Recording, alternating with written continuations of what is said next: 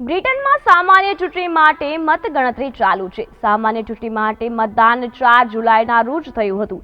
હજારો ચૂંટણી કાર્યકરો દેશભરમાં મતગણતરી કેન્દ્રો પર લાખો મતપત્રકોની ગણતરી કરી રહ્યા હતા। ત્યારે કન્ઝર્વેટિવ્સને ઐતિહાસિક હારનો સામનો કરવો પડી રહ્યો હતો।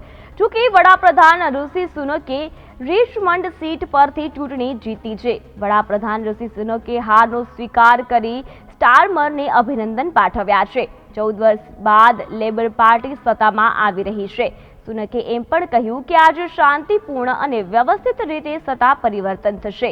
માહિતી અનુસાર લેબર પાર્ટીએ સત્તાવાર રીતે બ્રિટિશ સંસદમાં બહુમતી માટે જરૂરી સંખ્યામાં બેઠકો જીતી લીધી છે। સવારે 5 વાગ્યા સુધીમાં લેબર પાર્ટીએ 650માંથી 326 સીટો જીતી લીધી હતી।